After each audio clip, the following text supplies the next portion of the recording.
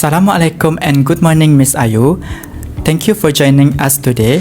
So, we are conducting an interview for our Interpersonal and Communication Skill course. So, my name is Aiman Amir bin Moshidi and I am the group leader.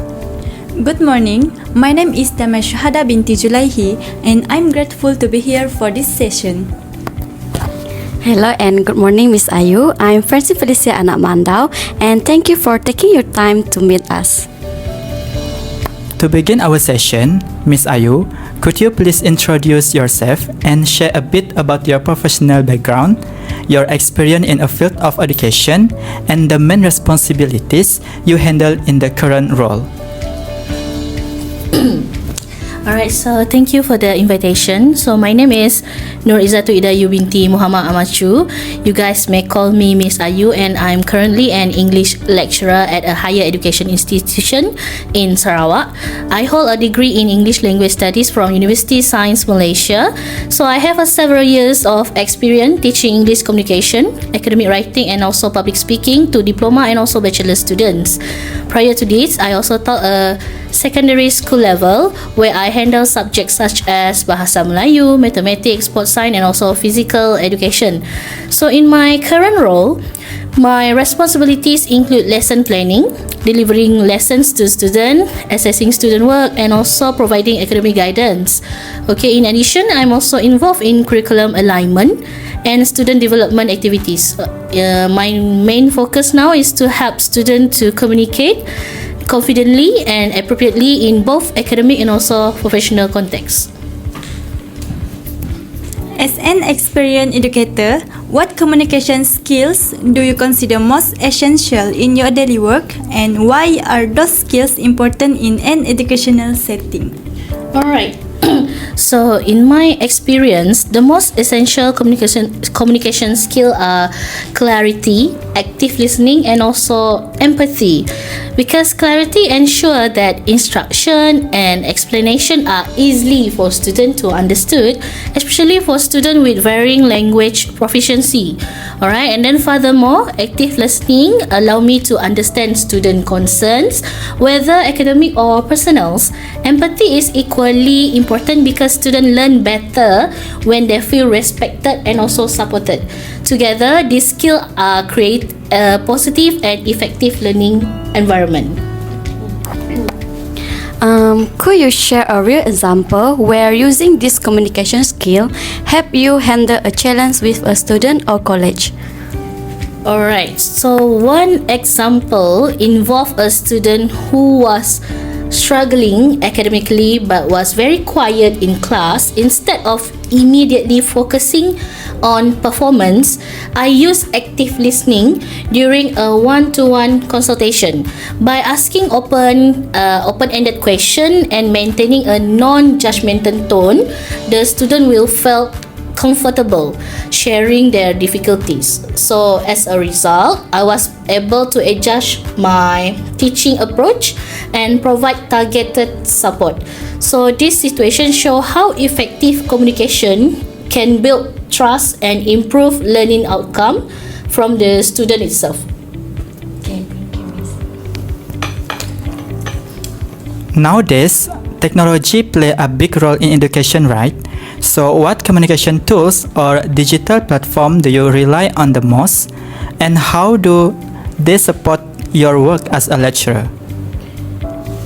Alright, for that question, I regularly use platforms such as Google Classroom for my student, also email, learning management system, okay, as you guys use right now, which is Canvas, Urox, right, and presentation tools.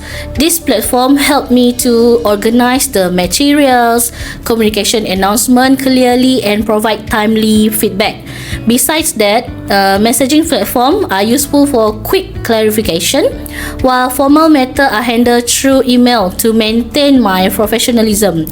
Technology allows communication to be more efficient and accessible for students.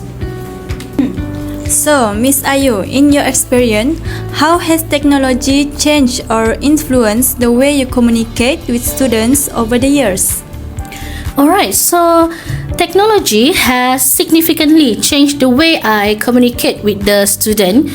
Communication is now more faster and more flexible, but it is also require clearer boundaries. For example, students expect for me to quick respond, so I set a clear communication guideline. Nonetheless, technology has enhanced engagement through interactive materials, online discussion, and also instant feedback. Okay. You often deal with email communication and academic document. Which principle or strategy do you follow to ensure your professional writing is clear, effective, and appropriate for different audience? Alright, for that question, when writing professional emails or academic document, I focus on clarity, tones, and also audience awareness.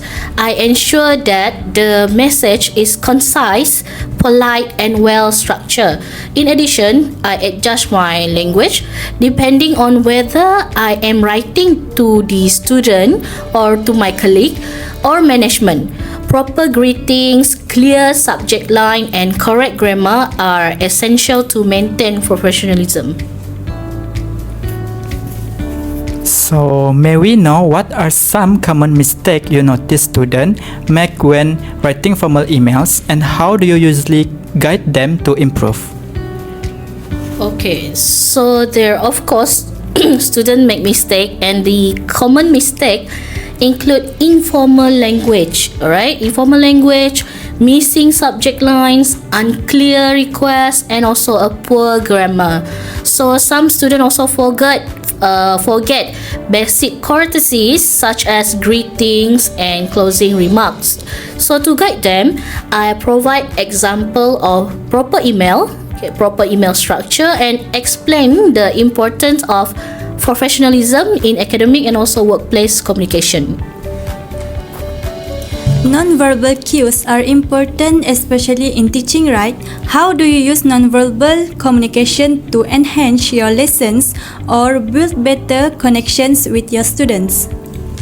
Okay, so non-verbal is very important. So non-verbal communication really plays a crucial role in teaching. I use eye contact, facial expression, gesture, and also posture to show engagement and encouragement. For instance, nodding and smiling can reassure students when they are speaking. On the contrary, crossed arm or lack of eye contact may discourage participation. So I'm always mindful of my body language.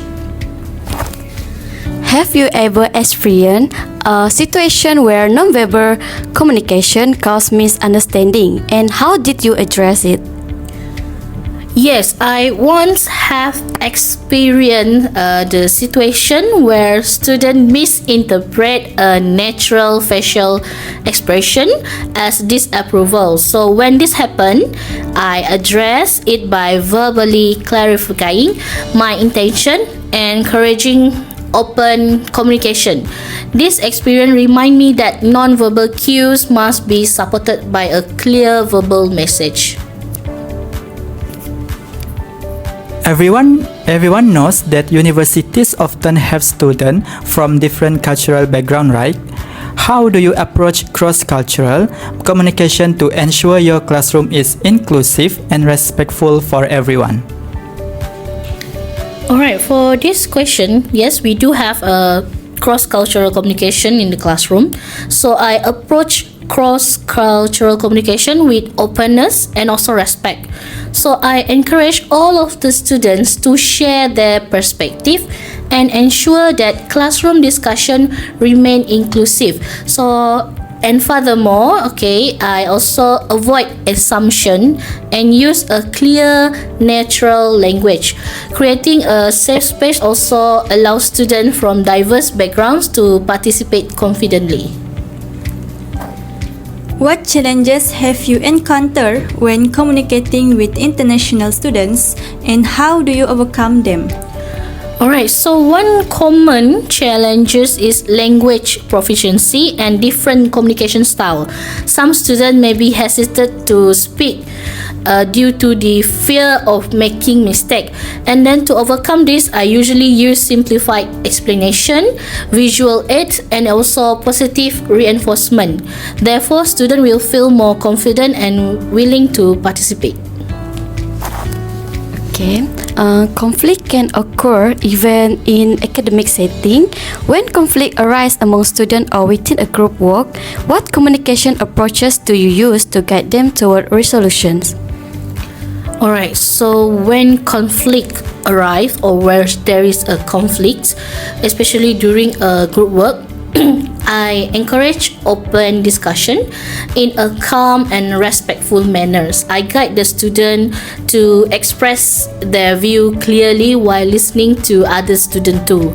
So and then I also help them focus on the solution rather than personal difference. This approach usually leads to mutual understanding and also resolutions. Could you describe a specific experience where you successfully help students resolve a conflict through effective communication? Alright, so there's a group project before. Students disagreed over workload distribution. So I facilitated a discussion where each member explained their concern. By setting a clear expectation and encouraging compromise, the group was able to resolve the issues and complete the task successfully. Feedback is a major part of teaching. What methods do you use to give constructive and meaningful feedback to your students?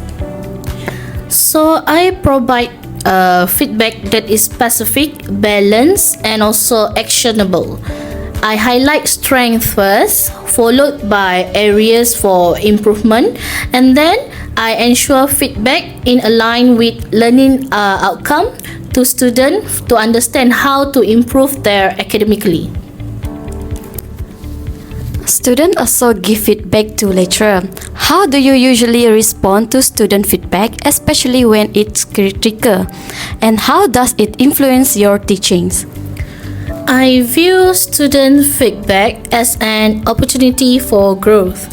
When feedback is critical, I remain open and professional. I reflect on valid points and make adjustment where necessary. Thus, feedback will help me to improve my teaching effectively and better meet student needs. Okay, thank you so much, Miss Ayu, for sharing such a valuable insight for us today, and we truly appreciate your time. Yes, your explanations really helps us understand the importance of communication skills in the education field. On behalf of our group, we would like to sincerely thank you for this meaningful interview. Thank you to you all for having me today. So, before we bring this interview to a close, we would like to present a small token of our appreciation. With your concern, we would like also to take photo for documentation and inclusion in the appendix of our report.